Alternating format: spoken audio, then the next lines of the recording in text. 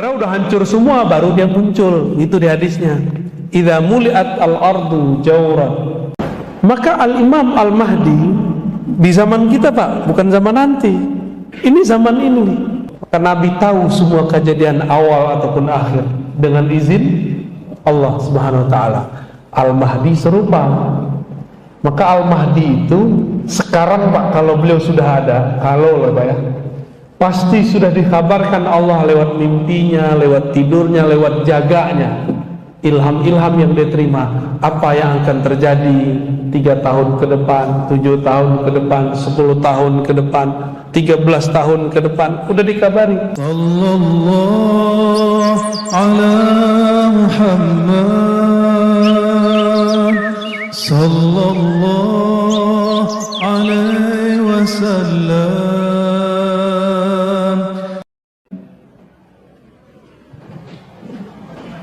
Dalam suatu majlis, kata Sayyidina Huzaifah, riwayat Imam Abu Daud, hadisnya sahih, di Kitabul Fitan, bab tentang fitnah akhir zaman. Ini Imam Daud ini imam ketiga dalam strata hadis, Bukhari, Muslim, Abu Daud. Beliau ini meriwayatkan bahwa Sayyidina Huzaifah yang bergelar sir Rasulullah, menjaga sirnya Nabi sallallahu alaihi wasallam. Beliau ini bercerita, qama fina Rasulullah sallallahu alaihi wasallam. Satu kali Nabi berdiri di hadapan kami, bersama kami. Kalau di riwayat Abdullah bin Umar, duduk bersama kami. Berarti ada dua versi, dua waktu yang berlainan. Lalu apa yang Nabi lakukan? Fahaddasa, Nabi menceritakan apa yang terjadi setelah beliau wafat ini sampai akhir zaman. Panjang gak itu, Pak? Panjang itu. Itu lebih dari 1 hari. Di riwayat Imam Bukhari kita menemukan bahwa Nabi SAW berdiri ba'da subuh, berhentinya zuhur, ba'da zuhur lanjut lagi sampai asar, ba'da asar lanjut lagi sampai maghrib, ba'da maghrib lanjut isya, terus sampai besok. Nggak tidur mereka malam hari.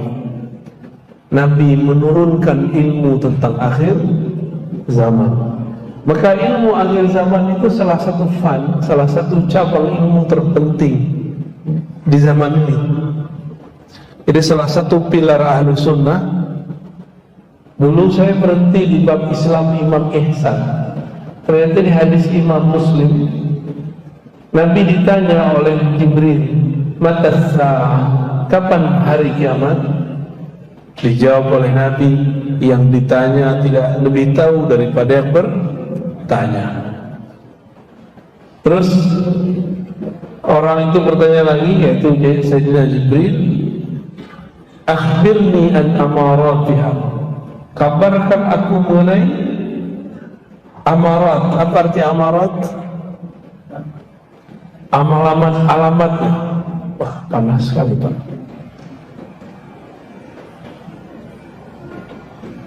Lalu Nabi kabarkan. Berarti ilmu yang diturunkan Nabi bukan ilmu mengenai kapan kiamat, ini rumus. Tapi ilmu yang diturunkan Nabi mengenai tanda-tanda kiamat.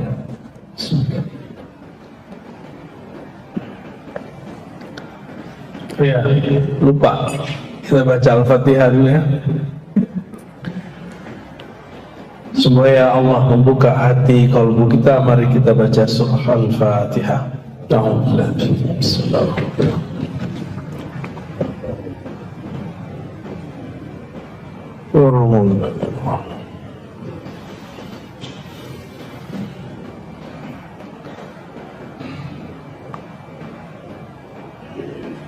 Maka kita tambahkan pilar ahlu sunnah ini, salah satunya mengetahui akhir zaman.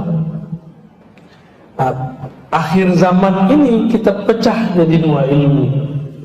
Pertama mengenai pergerakan menyambut akhir zaman.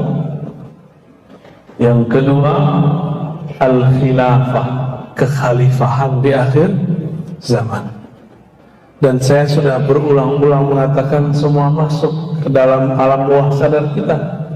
Dalam hadis Nabi, beliau bersabda, summa yakunu khilafah ala minhajil nubuwah. Lalu nanti akan muncul kekhalifahan yang sesuai dengan manhaj kenabian. Manhaj itu metodologi atau jalan. Nabi itu bagaimana cara beliau menggali ilmu, bukan belajar di kampus, bukan belajar di pesantren, tapi langsung dibimbing oleh Allah Subhanahu wa ta'ala. Bukan sekedar lewat mimpi, tapi dalam keadaan jaga pun Allah bimbing. Suatu kali datanglah Abu Darda kepada baginda Nabi sallallahu alaihi wasallam. Apa kata Abu Darda? Wahai Rasulullah, mata tadri annaka nabi? Kapan engkau tahu bahwa engkau ini nabi? Wali bisa digituin nggak Pak? Bisa. Apa jawaban Nabi?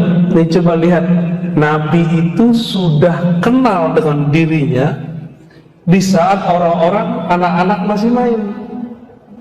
Apa kata beliau? Aku tahu bahwa aku seorang Nabi, sadar penuh di saat kami sedang bermain-main, kira-kira umur 5 tahun, 6 tahun atau 7 tahun. Tidak disebutkan dalam hadis itu. Tiba-tiba turun ada makhluk bersayap 2 orang dari langit. Yang satu bertanya kepada yang kedua, hei, emang itu orangnya? Huwa-huwa, kalau bahasa Arabnya huwa-huwa. Kata yang satu lagi, na'am, huwa, dia orangnya. Ya udah, langsung yang pertama terbang menangkap Nabi. Lalu Nabi kemudian dia pangku, dibelahlah dari sini sampai ke dadanya. Waktu itu Nabi sedang bermain dengan seorang anak. Anak itu adalah putra daripada ibu susunya, Halimah Sa'diyah. Itu beliau masih ingat tuh. Apa kata anaknya ini, anak Halimah? Dia lari ke rumah. Ibunda, ayahanda, ya abati, ya amati, qatala qutila Muhammadun, ya, Muhammad terbunuh, orang membunuh Muhammad. Kenapa? Dia menyaksikan dada Nabi Muhammad dibelah. Ketika ayahanda dari anak ini dan ibundanya datang, Nabi Muhammad udah main pasir lagi Pak. Udah main-main lagi. Anak kecil gimana? Anak kecil biasa kan, anak kecil main pasir, main guling-guling. Suka-suka Nabi lah. Di saat itu anak-anak masih anak-anak, bahkan orang tua pun tidak sadar mereka ini siapa. Baginda Nabi Muhammad SAW sudah sadar bahwa dia seorang Nabi Sallallahu Alaihi Wasallam. Jadi beliau diangkat jadi Nabi bukan umur 25, tapi sudah sebelum lahir sudah diangkat Pak. Ya. Ini bagian ilmu akhir zaman. Nabi mengatakan, di akhir zaman nanti yang akan jadi khalifah itu siapa? Orang yang ismuhu yuwati usni, yang namanya berkesesuaian dengan namaku. Nama dalam bahasa Arab, ismun, beda dengan nama dalam bahasa Indonesia. Nama dalam bahasa Indonesia udah nama aja, Ustadz Alnof, wah gitu aja kan. Yang ngasih siapa? Orang tuanya. Bisa telat nggak orang ngasih nama anak? Ya, berarti ada masa anak itu nggak punya nama, ada kan? Nama jasad itu Pak. Ada nggak orang yang ganti nama? Ada. Mungkin bapak-bapak ini dulu, karena zaman-zaman SD dulu belum jelas dukcapilnya, bisa 3 kali ganti nama. Sebelum masuk SD namanya apa, pertengahan SD namanya apa, akhir namanya berubah lagi. Karena sudah jadi nama ijazah nggak bisa berubah, bisa 3 kali ganti nama, bener ya?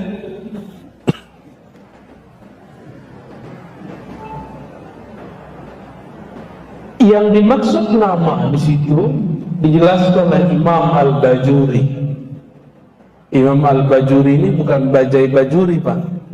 Bajuri ini ulama Mesir, Syekh Ibrahim Al-Bajuri Al-Misri ya. Kita punya sanad ke beliau terpendek itu dari jalur murid-murid Sayyid Muhammad Alawi Al-Maliki dan Syekh Yasin Al-Fadani. Punya murid umurnya ratusan tahun, namanya Al-Aquri. Al-Aquri langsung belajar kepada Ibrahim Al-Bajuri. Apa kata Imam Al-Bajuri? Ism itu maknanya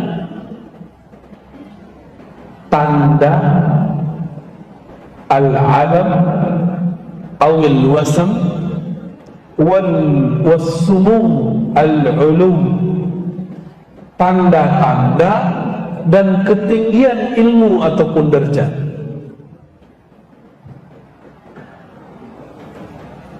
Berarti tanda yang terjadi pada baginda Nabi akan terjadi pada Imam Al-Mahdi.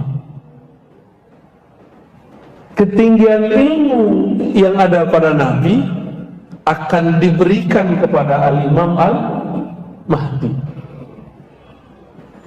Nabi itu dapat wahyu lebih sering sadar atau lagi tidur? Sadar. Maka Al-Mahdi dapat ilhamnya seringnya lagi sadar. Tapi sekarang ada yang digadang-gadang jadi Imam Mahdi pakai mimpi. Masa kita mau menggantungkan hidup kita pakai mimpi orang Pak? Kita nggak kenal juga dia siapa. Udah ketemu Rasulullah belum tentu. Di hadis Abu Daud dikatakan bahwa ada keturunan Rasulullah nanti yang ngakunya salah. Dia bukan Mahdi, dia ngaku Mahdi. Hadir ada Abu Daud. Pakai ngaku di YouTube lagi ya. Masa Imam Mahdi ngaku di YouTube? Dan itu bukan 1 2 Pak, banyak.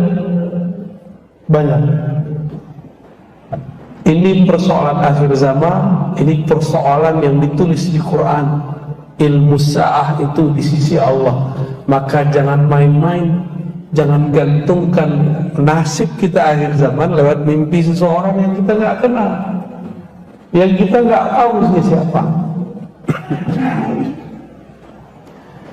Ilmu apa yang ada pada diri Nabi? Nabi itu menjadi Nabi karena apa? Karena dia seorang insinyur, enggak kan? Dia hafal kitab, enggak. Ilmu apa yang ada di kolbu Nabi? Banyak ilmu di kolbu Nabi. Pertama, ilmu awalin, ilmu masa lalu. Jadi Nabi bisa cerita tentang masa lalu. Yang kedua, ilmu akhirin, ilmu masa depan. Ini Allah yang mengajarkan semua. Bukan berarti Nabi tahu alam gaib. Nabi dikasih tahu. Ilmu apa lagi? Banyak. Ini baru beberapa.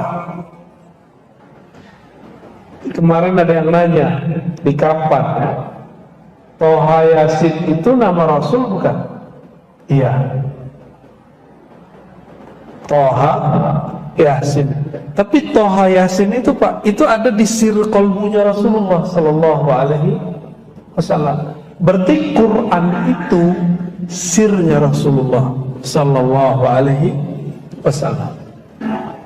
Maka kepada orang-orang yang menghikmahkan dirinya menghafalkan Quran, jangan berhenti pada hafalan, lanjutkan pada pemahaman. Ya. Nah, ini tentang Imam Al-Mahdi, dan ada yang penting di situ. Kata Al-Mahdi artinya diberi petunjuk. Benar. Yang di-guidance oleh Allah Subhanahu wa ta'ala. Nabi tadi umur berapa? Dibedah 5, 6 atau 7 ya, wallahu a'lam mana yang tepat. Sama, pasti dulu Al-Mahdi itu waktu dia masih kecil, dia dibedah juga dalam keadaan jaga, bukan lagi tidur. Kalau Mahdi palsu ya tidur. Itu Mahdi mimpi namanya ya. Nabi SAW Allah balutlah dengan sisi-sisi manusiawi. Nabi itu dagang, benar? Dagang ya? Sebelum dagang gembala kurma, gembala apa? Kurma kon gembala. Nanam kurma nanti pas di Madinah. Gembala kambing, domba. Itu kita sebut memerankan sisi manusiawi. Jadi kalau Yahudi lewat, masa Nabi akhir zaman gembala apa kambing, gak mungkin gitu, dia tinggalin tuh. Satu kali setelah beliau agak remaja, dibawalah oleh Abu Thalib. Kemana dibawa? Ke negeri Syam berdagang. Tapi di perjalanan ke Syam ada seorang pendeta rahib yang masih meyakini Allah itu Esa, Nabi Isa itu Nabiullah, Ruhullah, bukan anak Allah. Namanya Bukhairah. Bukhairah ini hafal kitab suci Taurat dan Injil, dan dia yang khusus dihafalkan ciri-ciri Nabi akhir zaman. Ciri-ciri Nabi akhir zaman. Salah satu yang dia hafal, bahwa seorang Nabi akhir zaman kemanapun dia ada awan di atasnya sehingga dia tidak berbayang. Jadi Nabi itu gak ada bayang-bayangnya kalau di bawah sinar matahari. Kenapa? Ada awan di atas. Ini bukan awan kinton ya. Malam tadi kita bahas awan kinton, karena banyak anak muda pada paham Son Goku. Ya kartunnya anak-anak Pak, apa udah nonton ya, udah nggak tahu. Kartun itu kartun. Jadi dipersonifikasikan, kalau di kartun itu ada sosok bisa menaklukkan awan. Cuman dia hanya menaklukkan satu awan. Kalau Nabi Muhammad SAW bisa semua awan ditaklukkan dengan izin Allah Subhanahu wa ta'ala. Bukhairah melihat bertahun-tahun, adakah di antara kafilah yang lalu lewat, lalu lalang, yang ada awan di atasnya mengikuti. Sepanjang umurnya melihat tidak ada satupun kecuali kafilah Abu Thalib kali ini.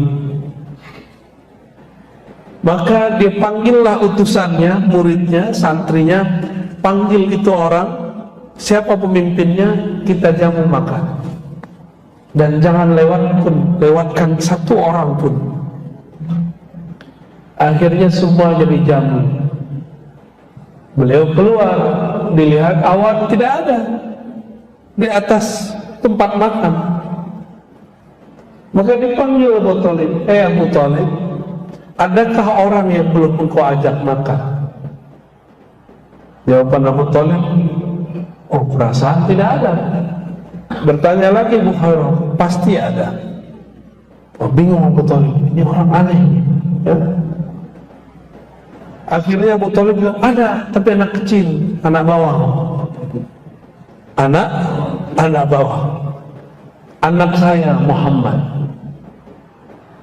Abu Thalib menganggap Nabi Muhammad sebagai anaknya karena ponakannya yang ayahnya sudah meninggal. yaitu adiknya Abu Thalib sendiri.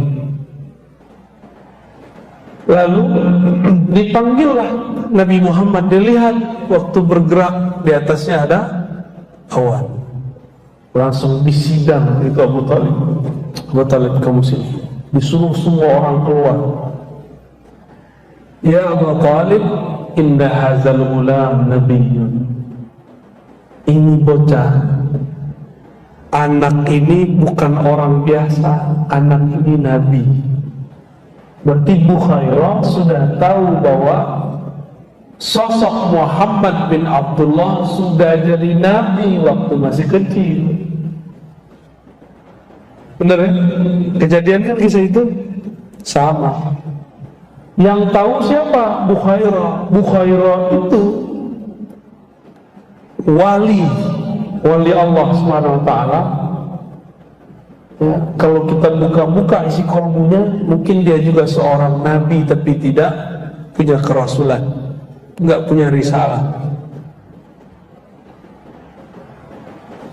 Di Bukhairah. Apa kata Bukhairah? Wahai Abu Thalib, tolong engkau sembunyikan, engkau jaga Muhammad. Kalau Yahudi tahu siapa dia, mereka akan membunuhnya. Maka Abu Thalib membungkus Nabi Muhammad dengan peran-peran manusia biasa seperti orang Arab biasa, sehingga tidak ketara kalau ini orang spesial. Cuma kalau mendekat kepada beliau spesial. Jadi waktu beliau digelar Al-Amin, beliau sudah nabi belum? Sudah, karena belum lahir sudah diangkat jadi nabi.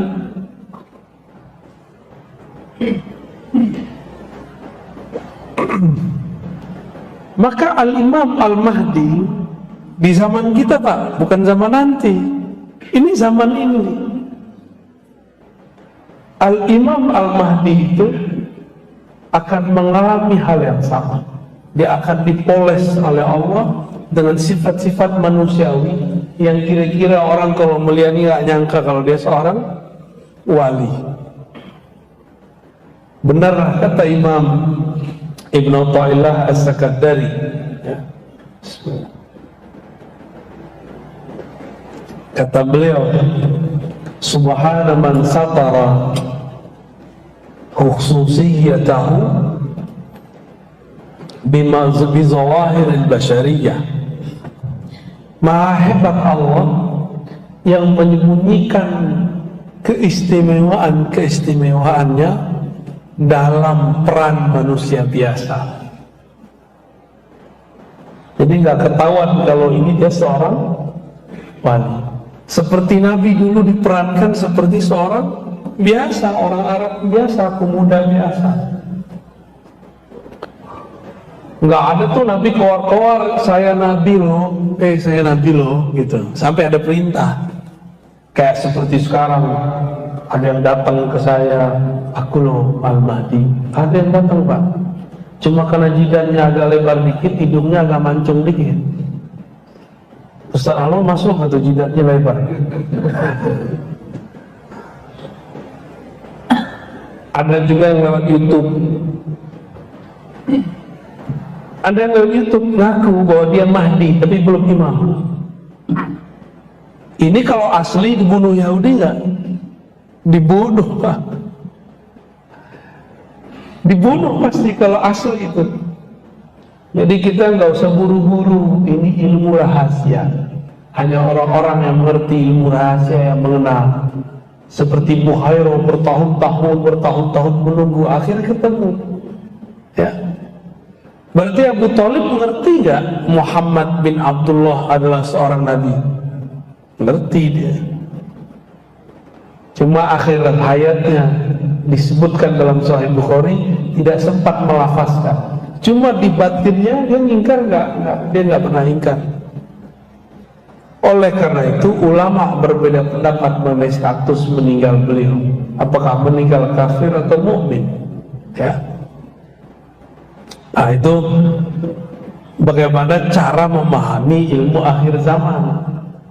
Jadi babnya ma'rifatul ism, bab mengetahui nama, yaitu tanda-tanda. Maka pelajarilah tentang sirah kenabian, kejadian yang akan terjadi pada Al-Mahdi nggak jauh beda. Bedanya nanti formulasinya. Nah, Bapak Ibu Saudara sahabat ikhwan akhwat fillah, seperti yang saya sebutkan di tempat yang lain kemarin yang sudah mengikuti, akhir zaman ini semua ilmu dikumpulkan Allah. Bahkan dalam handphone yang kecil yang kita sebut smartphone, itu semua ilmu ada nggak di situ? Ilmu hadis ada nggak? Ilmu tafsir?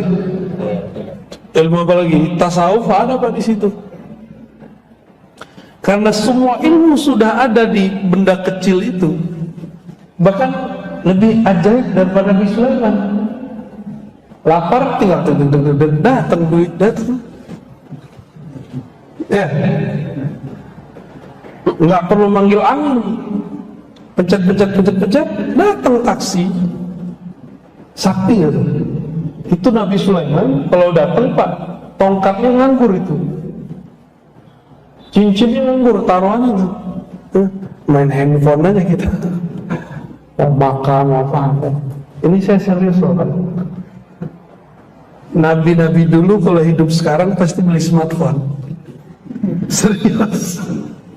Karena Nabi itu manusia biasa. Apa kata Allah? Qul, katakan, ana basyarum mislukum, aku basyar seperti kalian. Bedanya cuma satu, yuha ilayya, diwahyukan kepadaku bahwasannya tiada ilah, tiada yang disembah, tiada Tuhan kecuali Allah Subhanahu wa ta'ala. Itu aja bedanya. Berarti Al-Mahdi sama enggak? Dia manusia kayak kita. Bedanya kolbunya selalu dapat ilham. Maka dia berjuang dengan ilham, bergerak dengan ilham, bukan pakai tebak-tebakan, bukan pakai cocok-cocok logi, bukan pakai ambisi, bukan pakai nafsu.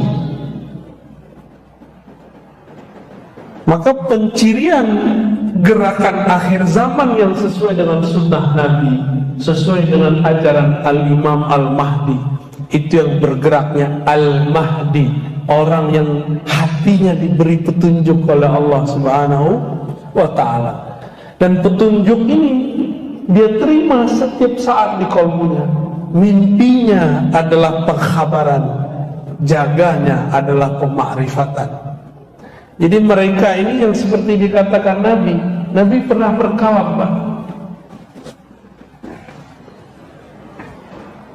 Tanamu qalbi, tanamu ainayya wa la yanamu qalbi. Mataku tidur, hatiku tidak tidur. Hadis Bukhari dan Muslim. Matanya tidur, kolbunya tidak tidur. Maksudnya gimana? Kalau Nabi tertidur, maka beliau masuk ke alam kolbu, masuk ke alam yang lain, diperjalankan oleh Allah Subhanahu wa ta'ala. Jadi Nabi itu kadang lagi sadar, lagi sholat, kadang lagi tidur. Itu diperjalankan ke masa depan, diperjalankan ke masa lalu. Maka Nabi tahu semua kejadian awal ataupun akhir dengan izin Allah Subhanahu wa ta'ala. Al-Mahdi serupa. Maka Al-Mahdi itu sekarang Pak, kalau beliau sudah ada, kalau Pak ya, pasti sudah dikabarkan Allah lewat mimpinya, lewat tidurnya, lewat jaganya, ilham-ilham yang dia terima, apa yang akan terjadi 3 tahun ke depan, 7 tahun ke depan, 10 tahun ke depan, 13 tahun ke depan, udah dikabari. Corona ini pasti dia sudah dikabari. Cuma jangan ketipu. Di sini ada Mahdi terinya. Dia juga ngaku-ngaku dikasih tahu. Padahal baru ketahuinya baru sebulan sebelum, setahun sebelum. Kalau Al-Mahdi dari kecilnya udah dikasih tahu. Waktu dibedah dadanya oleh malaikat, itu dia sudah kasih tahu langsung semua kejadian itu. Makanya Nabi Muhammad waktu diusir dari Taif, beliau balas nggak? Karena beliau sudah diperlihatkan itu dulu di masa kecilnya. Waktu beliau SAW pergi ke Mekah, ditahan di Hudaybiyah, cuma 10 atau 15 kilo lagi masuk Mekah, ditahan. Beliau berontak nggak? Enggak, karena beliau sudah diperlihatkan oleh Allah Subhanahu wa Ta'ala. Maka gerakan Al-Mahdi itu bukan gelosok-gelosok, bukan gerakan emosional, gerakannya penuh ketenangan, santai, tapi ada kemantapan dalam keyakinan, kuat dalam mental. Manggon mental kuat aja udah susah orang hari ini. Ya, tanyanya para ustadz itu takutnya bukan sama istri, Pak, sama jamaah. Cuma kalau ketemu canda-candanya takut sama istri, mau jadi wali, takut sama istri, itu candanya ustadz tuh.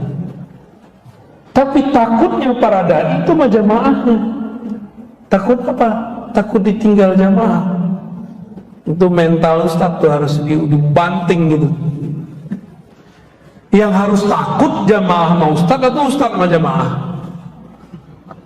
Jamaah yang takut ditinggal ustadznya, jangan ustadz takut ditinggal jamaahnya. Salat suruhnya ntar aja Pak ya. Ngaji lebih afdol atau salat suruh? Serius? Wah, antum lolos.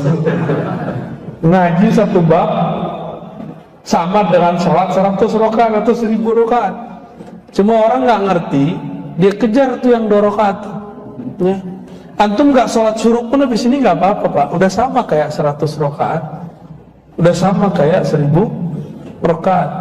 Maka jangan heran nih para ustadz, kadang-kadang kalau udah selesai suruh dia langsung pergi, karena keberkahan 1100 rakaat udah di tangannya. Kok bisa? Sholat 2 rakaat pasti ikhlas nggak? Bisa riya? Bisa riya. Tapi antum kalau ngaji pasti sahih qalbunya. Dari tadi sadar nggak kakinya kesemutan? Nggak kesemutan, hebat nggak tuh? Coba wiridan zikir, kita kasih wirid 500 aja. Baru 1 putar tasbih, lama amat ini. Emang nggak ada zikir lebih gampang? Enggak. Tapi kalau ngaji Pak nggak ada, tahu-tahu udah syuruk ya. Karena kajiannya pendek sekali, kita pindah topik langsung ke Dajjal. Ya, ini Imam Mahdi clue-nya tadi, dia bergerak dengan hidayah dari Allah, bukan tebak-tebakan, bukan emosi, bukan pakai ro'yu, bukan pakai kendaraan partai politik Pak. Maka nggak ada gerakan kemahdian itu anti politik, anti negara, berontak tuh nggak ada. Gerakan Al-Mahdi itu tidak ada menghancurkan satu negara, nggak ada. Nanti negara udah hancur semua baru dia muncul, itu di hadisnya.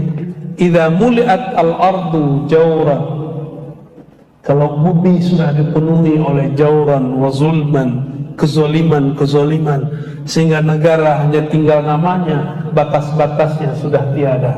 Di saat itulah Allah izinkan Al-Mahdi muncul.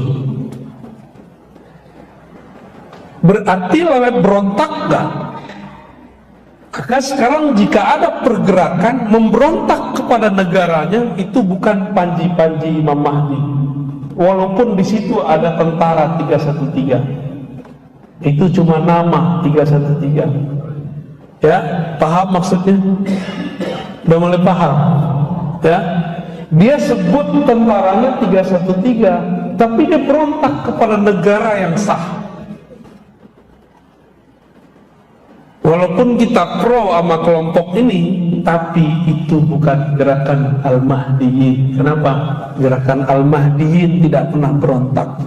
Nabi pernah berontak gak di waktu di Makkah? Nabi waktu di Madinah pernah menghancurkan Mekah gak?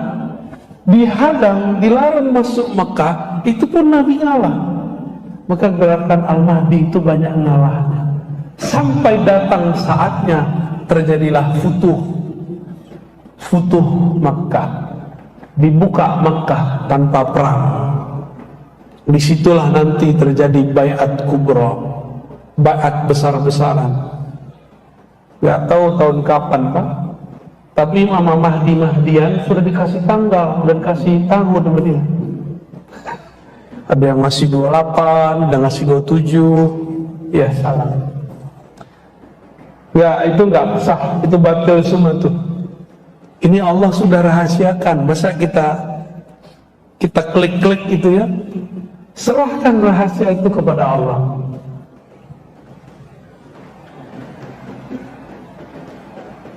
Saya pernah nanya dari awal datang ke sini sampai hari ini, adakah bencana global yang lebih besar sepanjang sejarah dunia melewati corona?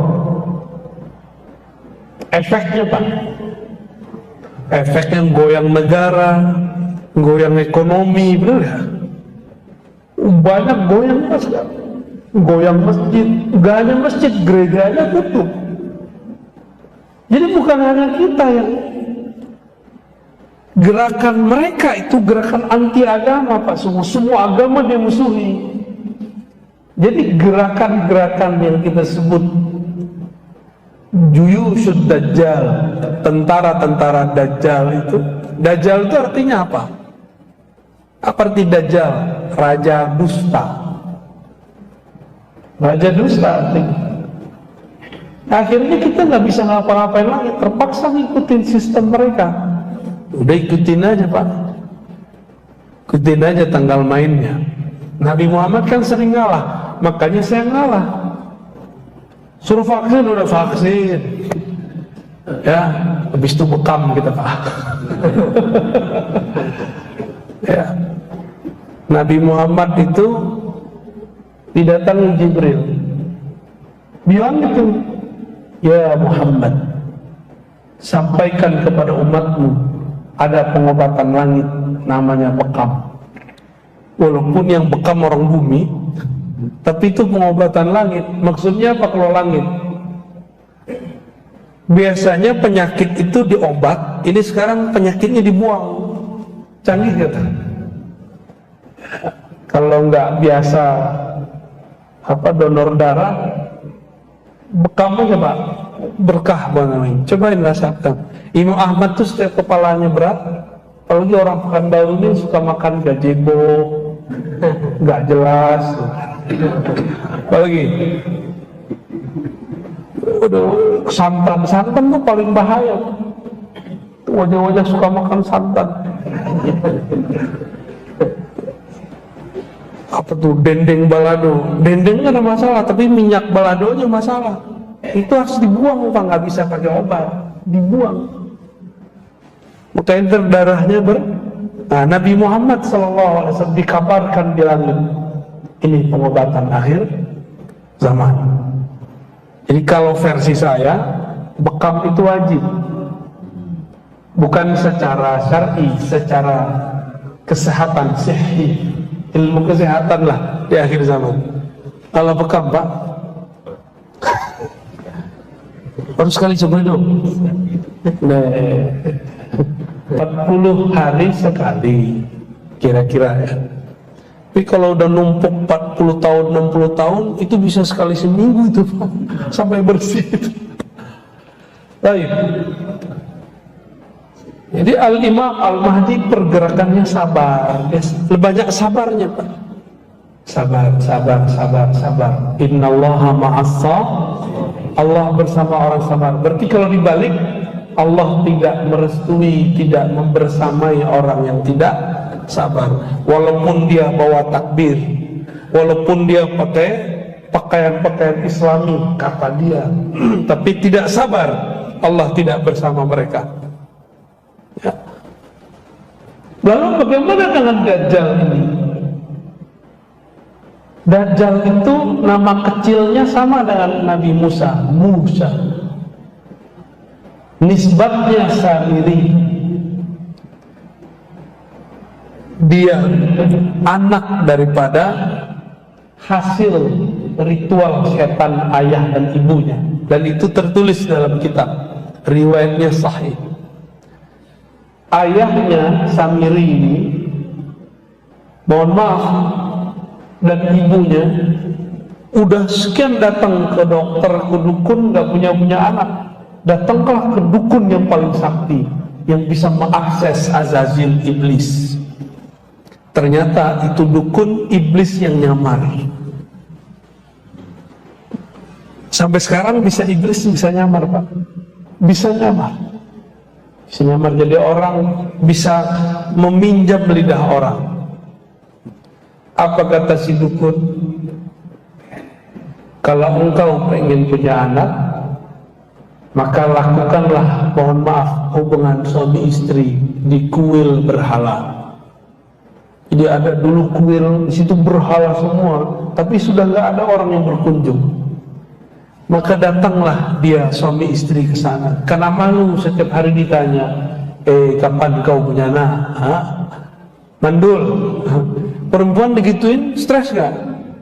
Ditanyain kapan kau punya anak, udah stres. Apalagi dibilangin mandul. Ayolah bang, carilah dukun bang. Dapatlah dukun setan. Akhirnya mereka melakukan ritual, tapi dikasih amalan-amalan iblisiah. Dilakukanlah hubungan suami istri di situ. Karena pakai ritual iblis, ternyata iblis meminjam tubuhnya untuk menghamili istrinya. Maka hamillah istrinya secara nutfah sperma suaminya, tapi secara spirit Azazil. Itulah anak iblis paling sakti di dunia, bernama Musa bin Sam'un atau Dajjal bin Azazil. Jadi kalau ada orang bertanya, adakah iblis punya anak separuh manusia? Ada. Itu namanya Dajjal. Itulah biodata Dajjal, Pak. Ya. Kita kan menceritakan apa yang kita dapat aja ya. Yang kita nggak dapat kita nggak bisa cerita. Waktu lahir itu anak belean atau belean. Bahasa orang awak tuh ya, bukan di sini nih tuh. Cimato. Bubu apa soleh? Baciri matanya, Pak. Jadi matanya tuh kalau bahasa Semarang tuh belean. Mata itu ya bertahun-tahun, tahun pertama, kedua tuh nggak bisa buka. Skenario ini mirip seperti dulu Banul Jan terjadi kiamat pertama bangsa jin di bumi. Allah kirimlah Jibril untuk menyelamatkan Azazil. Kejadiannya mirip, cuma bedanya ini bukan kiamat. Di negeri Samara, tempat Samiri lahir, terjadi banjir besar. Allah kirimlah Jibril bersayap 360 kanan, 360 kiri. Cepatnya bukan main, selamatkan anak Azazil. Ini skenario Allah semua, ini Allah semua yang atur. Jadi kita senyum-senyum aja, ini Allah yang atur semua. Ya, Allah lagi buat drama akhir zaman. Nah, lolosnya nih, ikut kalut atau waras. Diambillah tuh anak, nggak ketahuan ayahnya kemana. Maka Samiri sampai hari ini dia nggak tahu ayahnya di mana, dan dia masih meyakini ayahnya hidup. Dibawalah ke suatu pulau, seperti dulu ayahnya Samiri, ayah batinnya yaitu iblis. Dididik oleh Jibril, diajarkan zikir. Bedanya, kalau dulu Azazil diizinkan zikir di langit 1, 2, 3, 4, 5. Tapi pintu langit kan sudah ditutup, kecuali untuk Nabi Muhammad SAW. Maka Azazil, anak Azazil bernama Samiri ini dilatih Ismul A'zam, Al-Ismul A'zam. Jadi Samiri ini bisa sakti karena Allah kasih nama. lewat Sayyidina Jibril alaihis, sakti dia Pak. Binatang aben bisa tunduk sama dia. Sihirnya mirip-mirip dengan aslinya. Maka dialah rajanya Sahara, ya, orang-orang ahli sihir itu dia rajanya. Ini kok kayak asik didongengin Pak. Ini bukan dongeng Pak, ini asli. Ini cerita asli yang saya ceritakan. Setelah bertahun-tahun, kira-kira umur 7, 8, 9, 10, kita tidak bisa memastikan di riwayat itu, barulah si Sabiri matanya kebuka bagian kiri. Yang kanan sampai sekarang until now masih baciri.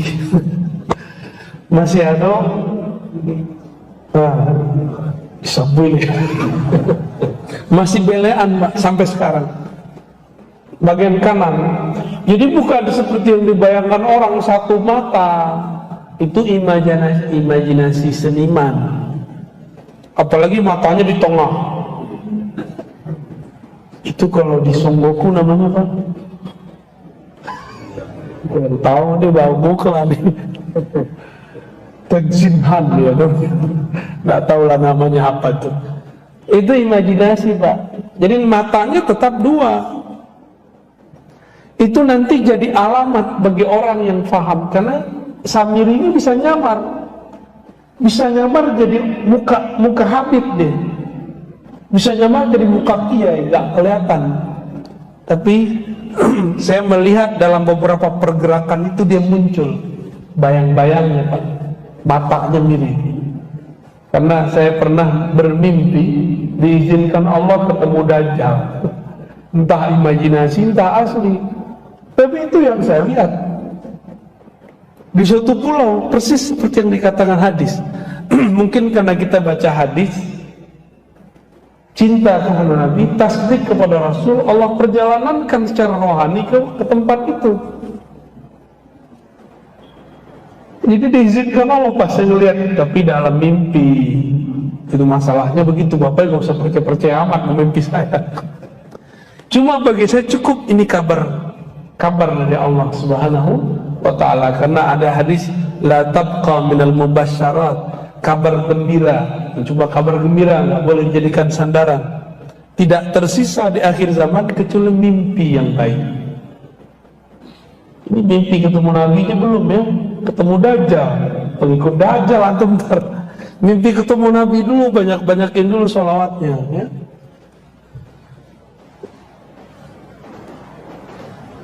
Setelah 9 atau 10 tahun matanya baru kebuka, baru dia bisa jalan. Tadinya dia juga susah jalan Pak.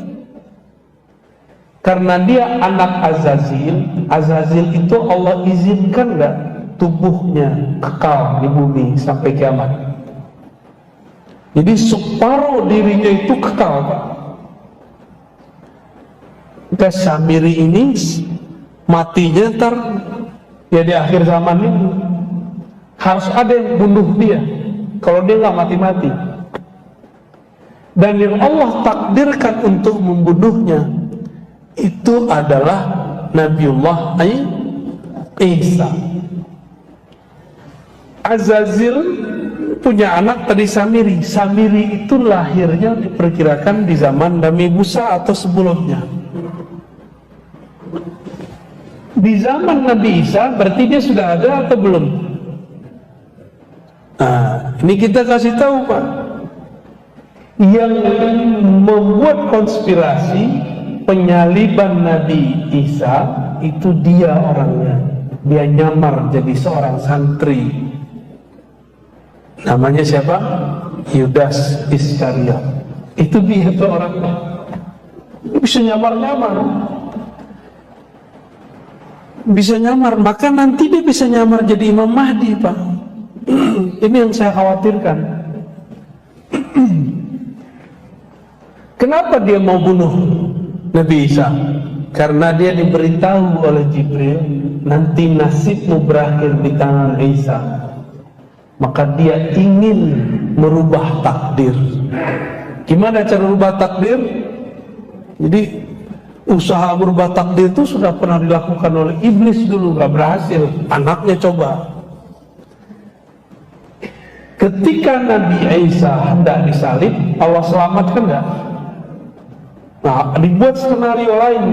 Kan Allah yang buat dramanya, Allah lah sutradaranya, Allah yang nyusun skenarionya. Suka-suka Allah dong. Tiba-tiba Allah utus siapa untuk menyelamatkan Nabi Isa. Tapi kan gak disebutkan di riwayat siapa yang menyelamatkan Nabi Isa. Itu rahasia. Siapa sebenarnya yang menyelamatkan Nabi Isa? Lalu kemudian Nabi Isa naik ke langit kan? Pintu ke langit di bumi cuma satu, Pak. Baitul Maqdis, bukan Baitul Maqdis tempat Pak Peri kemarin. Di mana itu namanya itu? Pasar Tumpah. Ah, bukan di situ. Itu nggak bisa naik ke langit di situ.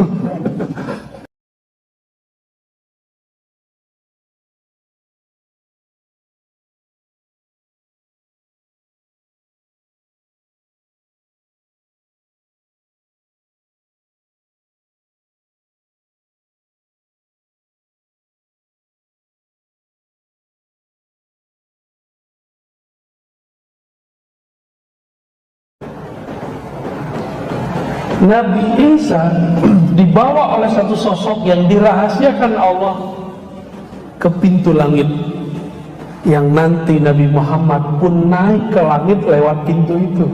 Itu yang disebut Qubbatus Sakhra. Disitulah Nabi Isa naik ke atas, langsung sampai ke langit kedua. Berarti masih hidup nggak Nabi Isa? Masih hidup. Nabi Isa ini mempertontonkan waktu hidupnya sifat-sifat ilahiyah. Apa contohnya? Ada orang mati dihidupkan. Ambil tanah, tiup. Seperti Allah meniupkan tanah dulu menjadi Nabi Adam. Nabi Isa ambil tanah, tiup jadi burung. Kalau ada orang begitu hari ini, disembah nggak? Disembah pasti. Jadi wajar kenapa kemudian beberapa orang yang tidak mengerti bab tauhid di zaman itu menyembah Nabi Isa. Mereka lupa Nabi Isa sendiri nggak menyembah dirinya, tapi menyembah Allah Subhanahu wa Ta'ala. Nah, bagian akhir, karena sudah 6:30 ya, asik bayar di ini ya. Kalau udah tua-tua disuka diceritain kan ya. Ini tuanku aja senang diceritain ulang ya. Karena Nabi Isa dulu tidak menunjukkan syariat yang sempurna. Syariatnya belum selesai, umur 33 sudah diangkat. Maka nanti disempurnakan, turun lagi di masa akhir zaman, disempurnakan dengan syariat paling sempurna, syariat baginda Nabi Muhammad sallallahu alaihi wasallam. Ya. Nanti dapat tugas. Apa tugasnya? Al-Mahdi beri pedang. Ini pedang. Sembelihlah itu sih. Dajjal itu nggak bisa dibunuh, Pak. Ditusuk, mau dibom nggak mati-mati. Berarti ada suatu rahasia di pedang itu, dan ada kejadian yang melemahkan si Dajjal. Kita nggak tahu rahasianya apa. Jadi udah banyak tuh. Itu perang nanti nggak ada yang pakai pistol, Pak. Nggak ada yang pakai tank. Semuanya pakai kesaktian. Yang nggak sakti baru pakai panah. Yang nggak bisa terbang baru pakai kuda. Jadi nanti antum kalau umur panjang jangan kaget-kaget, nanti orang terbang-terbang. Mau dia tentara Mahdi dia terbang, tentara Dajjal pun ada yang bisa terbang. Yang nggak mengerti ilmu kewalian wali Allah atau wali setan sama-sama tuh, sama-sama sakti. Wali Allah sakti, wali setan sakti. Ya udah main panah-panah aja. Tapi kalau dia mengerti ilmu walayah, maka sebelum dia memanah, panahnya sudah sampai. sebelum dia memukul, pukulannya sudah telak. Masa itu masih panjang, karena ceritanya masih ada 12 pertemuan lagi. Kita cukupkan dululah sampai di sini.